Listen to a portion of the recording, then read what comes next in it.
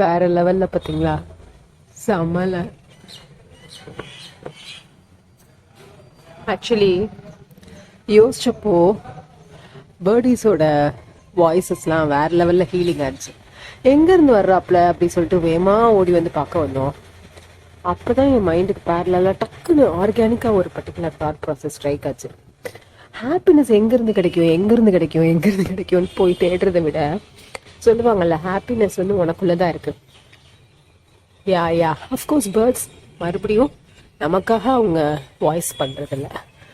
அவங்க அவங்க லிவிங்கில் அவங்க வாழ்ந்துட்டுருக்காங்க. நம்ம தான் அது மூலியமாக மேக்னடைஸ் ஆகி நம்ம ஈர்க்கப்படுறோம். So the same way it's all in our mind. It's a mind set.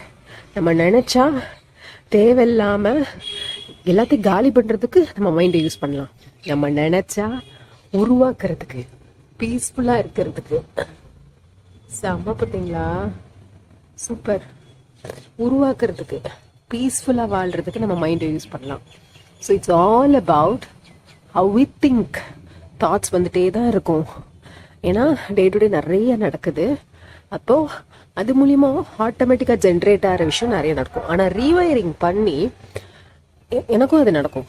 நானும் தியா என்னடா இது இப்படி அப்படி இப்படி பண்ணுறாங்க, இப்படி யோசிக்கிறாங்க, இந்த மாதிரிலாம் பண்ணுறாங்க, இப்படி இல்லாமல் ஹியூமன்ஸ் இருப்பாங்க, அது எல்லாருக்குமே வரும்.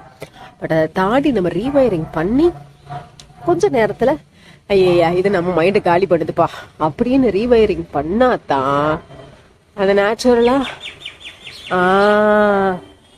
அங்கே தலைவன் இருக்கான்னு பாருங்க, அவனை மாதிரி சூப்பர்.